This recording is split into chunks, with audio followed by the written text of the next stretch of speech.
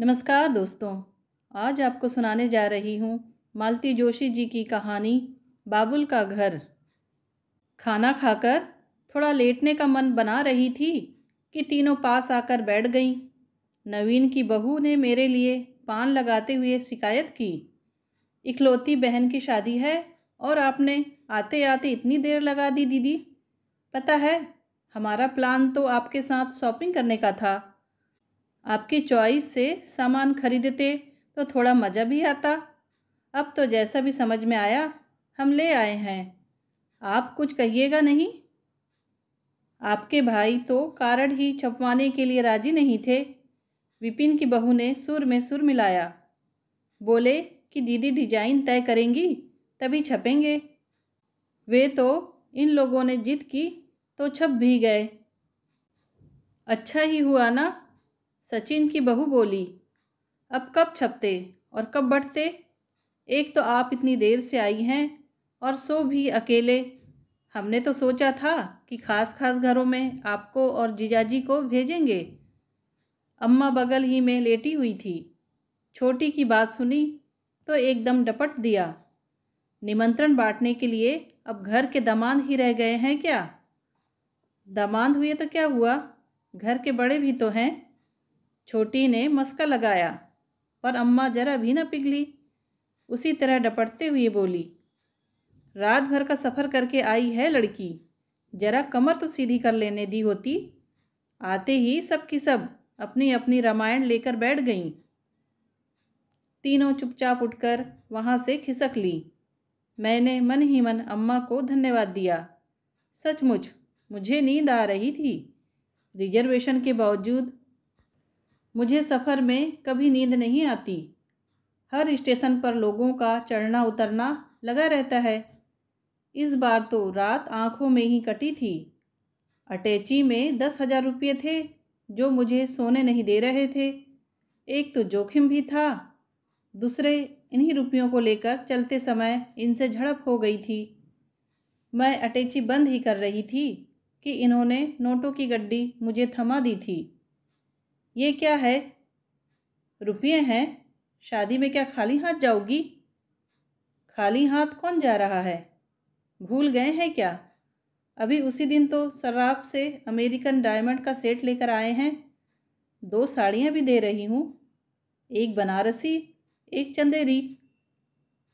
वह तो सुमी के लिए है, यह तो मैं विपिन के लिए दे रहा हूँ। छोटी बहन की शादी में तुम्हारा भी तो कुछ योगदान होना चाहिए। उनकी बात सुनकर मुझे तो जैसे आग लग गई। गाड़ी छूटने का डर नहीं होता तो पता नहीं कितनी देर तक चक चक होती रहती। गाड़ी चलने के बाद भी मैं कितनी देर तक भुनभुनाती रही। दरअसल मेरा यह गुस्सा उन पर नहीं बल्कि अपने ही घर वालों पर था। जब से शादी हुई है दोनों हाथों से लुटाती ही आ रही हूँ, पर जब से सुमी की शादी की बात चली है मन जैसे अंगारों पर लौटता रहता है। भाइयों के पत्रों से शादी की तैयारियों की सूचना मिलती रहती है और मेरा मन बस 25 साल पीछे लौट जाता है। एक मेरी भी शादी हुई थी। वही आंगन में 4 खंबे गाड़कर मंडप बना लिया था। मोहल्ले की एक पुरानी धर्मशाला में बारात टिका दी गई थी। पत्तलों पर सबको खाना खिलाकर विदा कर दिया था। कार्ड्स वार्ड्स का तो चक्कर ही नहीं था, बस सबको कायदे से पीली चिट्ठी भेज दी गई थी। अब तो बड़े खूबसूरत कार्ड्स छपे हैं, अंग्रेजी के अलग हिंदी के अलग। स्थानीय लोग हैं, फिर भी उनके लिए होटल में कमरे बुक किए गए हैं। शादी के लिए हॉल किराए पर लिया गया है। बाकायदा रिसेप्शन के कार्ड्स अलग से लगाए गए हैं। उन लोगों की कोई मांग नहीं है, बस चाहते हैं कि शादी ठीक से हो। सुमी ने अपनी भावी ससुराल की पैरवी करते हुए लिखा था।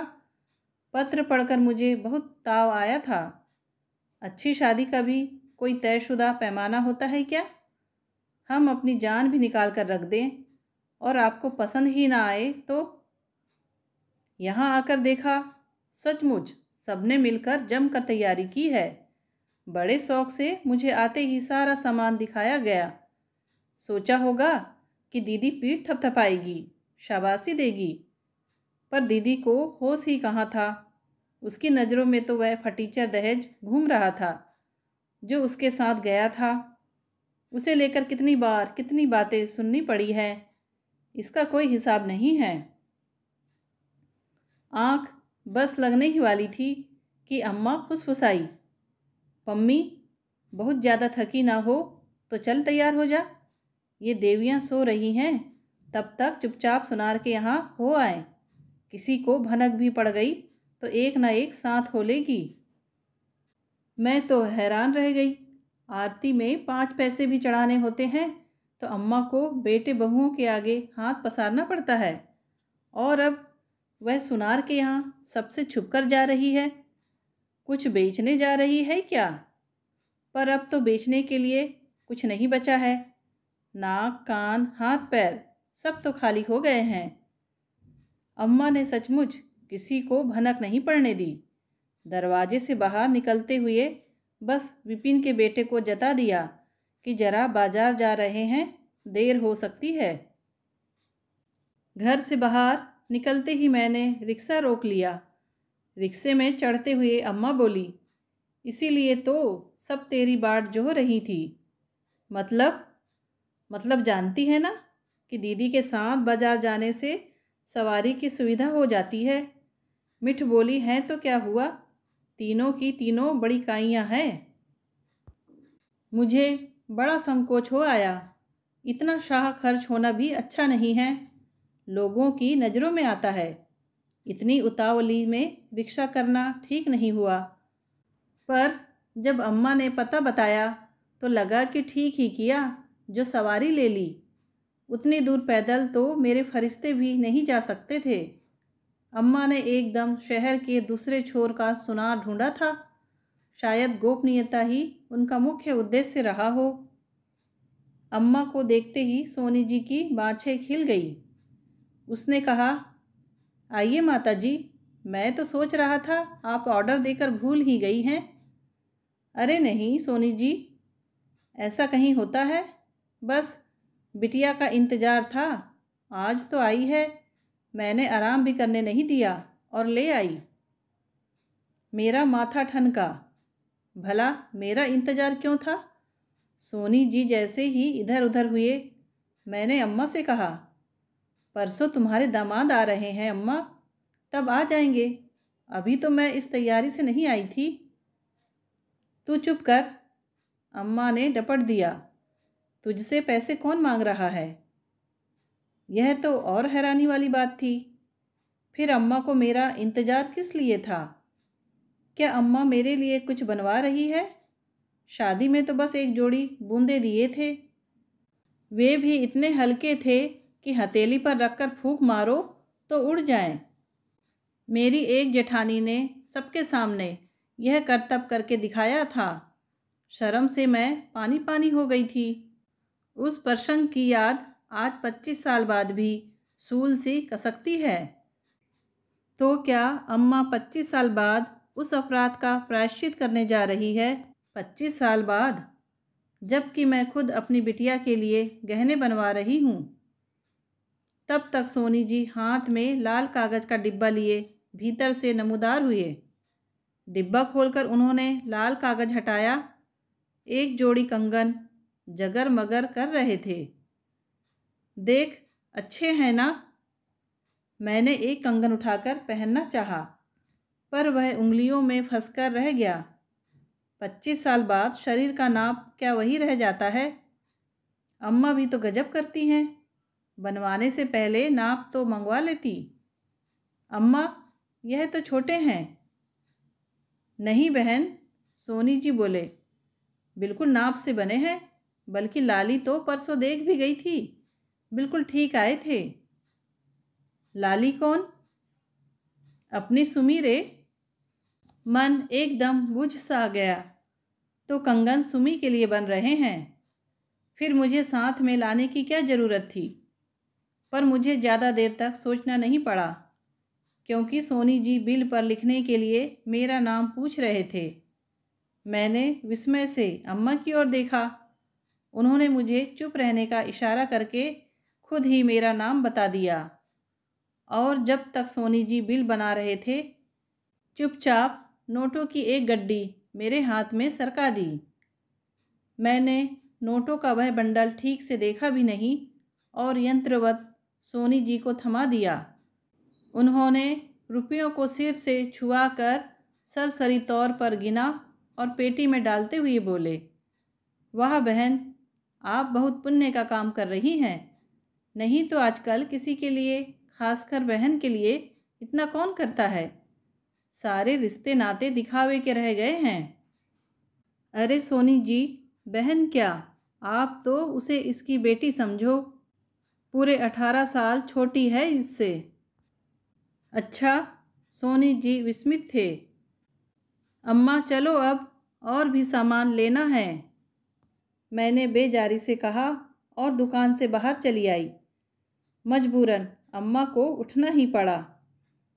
यह बात सच है कि सुमी मुझसे 18 साल छोटी है, पर यह तो कोई गर्व की बात नहीं है कि इस तरह एलानिया कही जाए, बल्कि मुझे बताते हुए शर्म ही आती थी।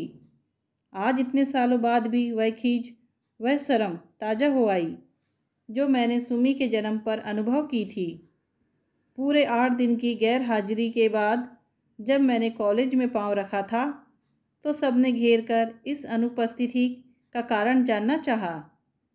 उन लोगों को शक था कि कहीं मेरी शादी का चक्कर चल रहा होगा। नहीं रे, मैंने खींच कर कहा, मेरी माँ के लड़की हुई है। सब आवाक मन ही मन हंस भी रही हो तो पता नहीं। तभी किसी ने कहा, यह उल्टी भाषा क्यों बोल रही है, ऐसा कहना कि मेरे बहन हुई है। बहन क्या, वह तो दुश्मन लग रही थी। वह शर्म, वह परेशानी, वह खर्च, आज भी सब याद आता है तो मैं तिलमिला उठती हूँ। सुमी के होते ही मेरी पढ़ाई ठप हो गई थी क्योंकि अम्मा की तबीयत खराब चल रही थी। घर में देखने वाला कोई न था। सुमी के होते ही मेरी शादी का कार्यक्रम अपने आप 4-5 साल आगे खिसक गया था। सुमी के होते ही मेरे दहेज में भी कतर ब्योत शुरू हो गई थी। क्या एक ही पर सब लुटा देंगे? घर में एक और बेटी भी तो है, उसके लिए भी तो कुछ रखना है। सुमी के जन्म के बाद 5 साल तक मैं घर में ही बैठी रही।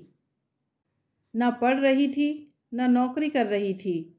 बस घर में बैठकर अम्मा के बच्चे पाल रही थी। मेरी सारी हताशा उस पर ही उतरती जो घर भर के लिए खिलौना बनी हुई थी। बाबूजी तो दिन दिन भर उसे गोद में उठाए घूमते। 1-2 बार किसी ने पूछ ही लिया, आपकी नातिन है, तो झेप कर रह गए, लेकिन मेरा तो जैसे खून खौल जाता था। अम्मा कुछ स्वस्थ हुई तो मेरी शादी की बात चलने लगी, पर कहीं मेरा साधारण रूप रंग आड़े आ जाता तो कहीं ग्रेजुएट ना होना बाधक बन जाता। पैसे की तंगी तो खैर थी ही। ईश्वर ने कहीं ना कहीं मेरे लिए भी दूल्हा तजवीज़ कर रखा था, इसीलिए 23वां पूरा होते होते मेरी शादी हो गई। घर वर बहुत अच्छा नहीं था, पर इससे अच्छे की हमारी क्षमता भी नहीं थी। पर विधाता ने शायद भूल से ही मेरे भाग्य में ऐश्वर्य लिख रखा था। शादी के 2 साल बाद ही किसी ज्योतिषी ने बताया कि मिट्टी का व्यापार करो, फ़ायदा होगा। पहले तो पार्टनरशिप में ठेकेदारी शुरू की।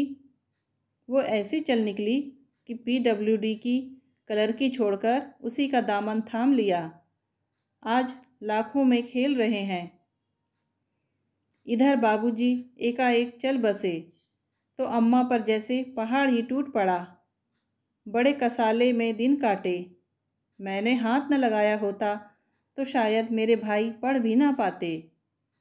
विपिन ने पॉलीटेक्निक का कोर्स तो मेरे पास रहकर ही किया था। उसकी नौकरी के बाद थोड़ी राहत मिली। फिर एक एक कर सचिन और नवीन भी पढ़ गए, नौकरी से लग गए। विपिन की शादी अम्मा ने बड़ी धूमधाम से की। शेष दोनों अपनी मर्जी से अपनी बहुएं ले आए थे। अम्मा उसमें भी राजी हो गई थी। ज़्यादा टीम टाम के लिए पैसा ही नहीं था। सबकी गाड़ी पटरी से लग गई थी, यही गनीमत थी। पर वह नाजो पली जो घर भर की आँखों का तारा थी, उसकी बड़ी दुर्गति हुई। वह तो आकाश से एकदम धरती पर आ गई। कहाँ तो घर भर उसके इशारे पर नाचता था, कहाँ अब वह बेचारी भैया भाभी के हुक्म की गुलाम बन गई थी। उनके बच्चों को संभालते हुए किसी तरह अपनी पढ़ाई कर रही थी। हाई स्कूल के बाद की पढ़ाई तो उसने ट्यूशन पढ़ा कर ही पूरी की। विपिन ने तो एकदम हाथ खींच लिया था। उसकी बहू कहती, हमारे भी तो बच्चे हैं, हमारी भी गृहस्थी है, हम अकेले कहाँ तक करेंगे। दूसरी दोनों कहती, इस घर ने हमें दिया क्या है जो हमसे आशा की जा रही है। बीए के बाद सुमी ने जो नौकरी शुरू की वह अब तक जारी है। बीच बीच में परीक्षाएं भी देती रहती है। मैं जब भी जाती अम्मा कहती, पम्मी इसके लिए कोई अच्छा सा लड़का ढूंढ दे, नहीं तो मैं शांति से मर भी नहीं पाऊंगी। पर अच्छे लड़के क्या सड़क पर पड़े मिल जाते हैं, उसके लिए दाम लगाना पड़ता है। पम्मी बेचारी क्या करे, कहाँ तक करे। उसकी अपनी लड़की भी तो सयानी हो रही थी, मैं सोच रही थी। लेकिन विधाता सबका ध्यान रखते हैं। जैसे मेरे लिए उन्होंने दूल्हा तजवीज़ कर रखा था, सुमी के लिए भी वर तय कर लिया था। पिछले वर्ष ही सुमी की यहाँ नई नियुक्ति हुई। मिसेज गोकुल दास सुमी पर ऐसी लट्टू हुई कि अपने भाई के लिए उसका रिश्ता मांग लिया। अब तो पूरा परिवार उस पर जान छिड़कता है। सुमी सचमुच भाग्यवान है। पम्मी तू क्या सोचने लग गई? सोच रही थी तुम्हें एकाएक यह लॉटरी कैसे लग गई। लॉटरी लगती तो तुम्हें पता नहीं चलता। फिर ये इतने सारे रुपये कहाँ से पा गई तुम? मैं कहाँ से पाऊँगी, सुमी के हैं, उसी ने जोड़े थे तो उसी के नाम से खरीदती ना। मेरा नाम बीच में घसीटने की क्या ज़रूरत थी। अरे चोरी से जोड़े हैं, तनख्वाह तो पूरी बड़की झपट लेती थी। 5 पैसे की बढ़ोतरी भी होती तो उससे पहले खबर लग जाती। फिर ये रकम बड़े गौरव धंधे करके जोड़ी है। रात रात भर जागकर कुंजियाँ लिखी थी, दूसरों की नोटबुकें टाइप करी थी, खाली घंटों में ट्यूशनें पढ़ाती थी। कहती, अम्मा ये सब मैं तुम्हारे लिए कर रही हूँ, किसी दिन मेरी शादी हो जाएगी तो तुम पाई पाई को तरस जाओगी। ठीक ही कह रही थी, और तुमने उसकी गाड़ी कमाई एक ही दिन में खर्च कर दी। किसी तीसरे के लिए तो नहीं की, उसका पैसा उसी के लिए लगा रही हूँ। पर तुम तो कंगाल हो गई ना। मैं तो हमेशा से कंगाल थी रे। अब बुढ़ापे में अमीरी का शौक़ कहाँ से पालूँगी। 3 बेटे हैं, 12 महीने न रख पाए तो 4-4 महीने सबके पास रह लूँगी। रही सही कट ही जाएगी। बुढ़ापे में बेटी की कमाई का बोझ क्यों लूँ। फिर भी अम्मा पैसे में बड़ी ताकत होती है। जानती हूँ रे, अगर इन लोगों ने उसके लिए सोने का एक छल्ला भी बनवाया होता तो मैं सब्र कर लेती, पर तीनों के तीनों मुकर गए। शादी का खर्च कौन कर रहा है? बड़ी देर से मन में यह प्रश्न उठ रहा था, सो पूछ ही लिया। यही तीनों कर रहे हैं। मैंने कहा था कि बहन तीनों की है, खर्च आपस में बांट लो। तो दोनों छोटे बोले कि सुमी की सारी तनख्वाह तो बड़े भैया लेते रहे हैं, शादी का खर्च भी उन्हीं को करना चाहिए। हमसे जो बन पड़ेगा हम करेंगे। सचिन ने कपड़े लत्ते का भार उठाया है, नवीन ने फर्नीचर वगैरह बनवाया है, बाकी सारा विपिन कर रहा है। छोटों की तो बीवियां भी कमाऊ हैं, विपिन बेचारा तो अकेला पड़ जाता है। सुमी की शादी के बाद तो और भी अकेला पड़ जाएगा। फिर भी अम्मा तुम्हें इतनी उठापटक करने की ज़रूरत नहीं थी। उन लोगों ने तो कह दिया था कि 5 कपड़ों में ही लड़की विदा कर दीजिए। उनके कहने से ही हो जाएगा क्या? ससुराल में नाक तो उसकी नीची होगी, बोल कुबोल तो उसे झेलने होंगे। और कौन सा मैं उस पर एहसान कर रही हूँ? उसकी कमाई उसी पर लुटा रही हूँ बस। पिछले 10-12 साल से कमा कर दे रही है। कभी अपनी पसंद की एक साड़ी भी नहीं खरीदी। सहेली के साथ सिनेमा भी जाती तो भाभी का मुंह कद्दू सा फूल जाता।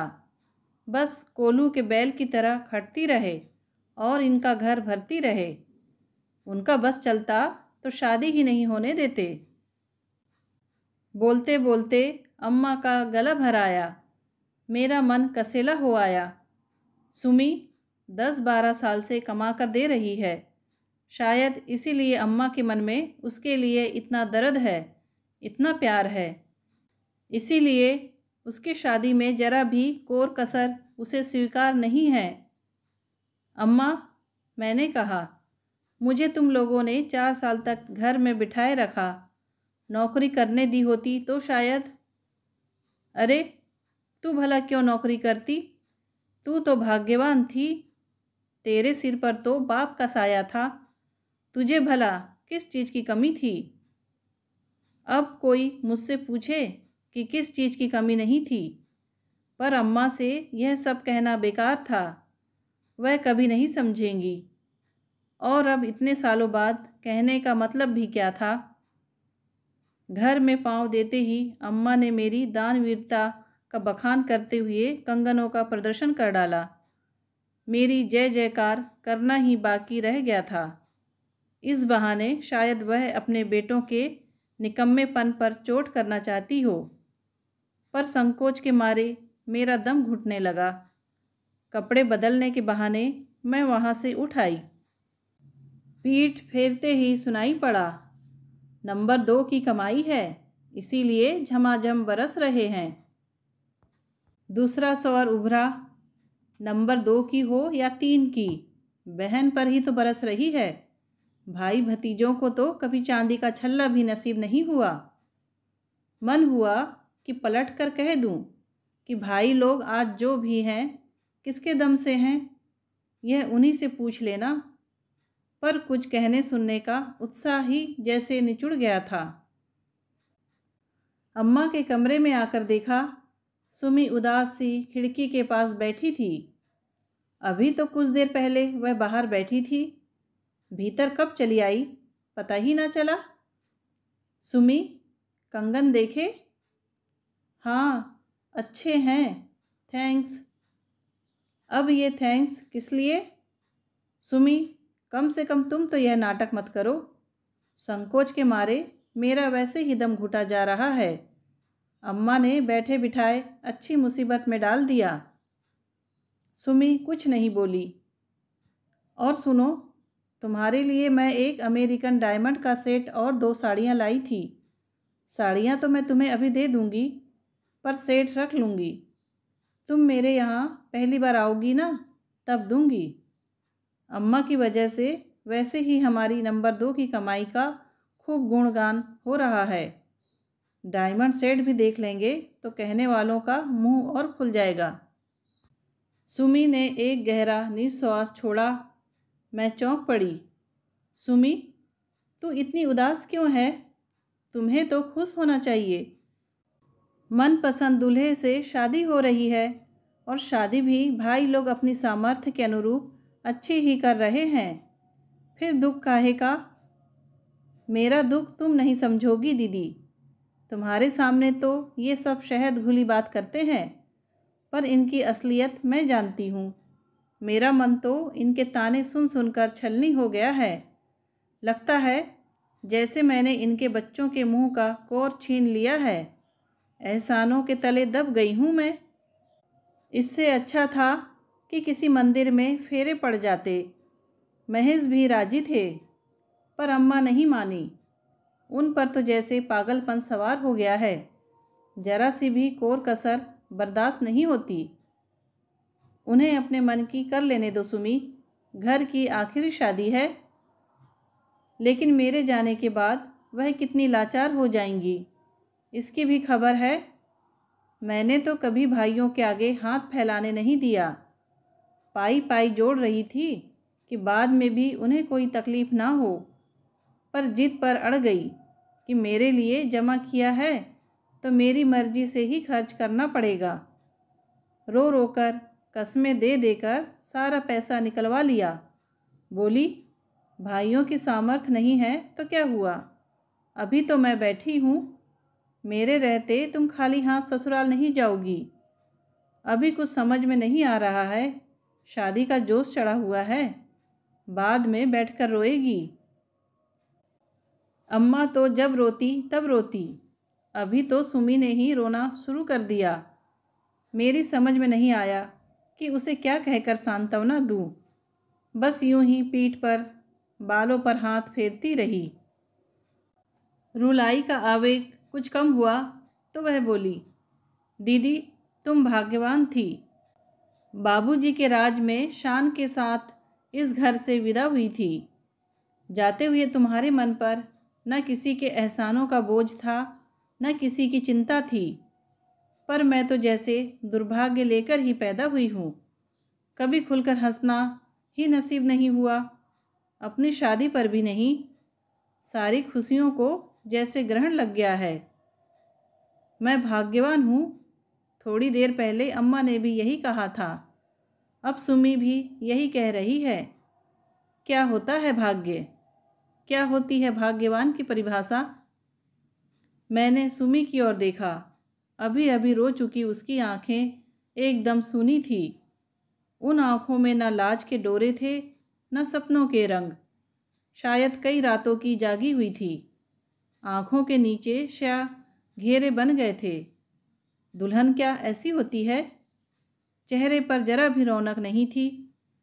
मैं तो सोच रही थी कि इंजीनियर पति पाकर वह उड़ी उड़ी फिरती होगी, पर उसके पाँवों में तो जैसे किसी ने मन मन भर की बेड़ियां डाल दी थी। अम्मा की चिंता में तो वह हंसना भी भूल गई थी। शादी के वक्त लड़कियों पर कैसा निखार आ जाता है, पर इसका तो अपना चंपई रंग भी मटमैला पड़ गया था। और हैरत की बात तो यह थी कि घर में किसी को इसकी चिंता नहीं, सब अपने अपने हिसाब किताब में व्यस्त। मैं भी तो उन सब से अलग कहाँ हूँ। जीवन में पहली बार सुमी के लिए मेरे मन में ममता जागी।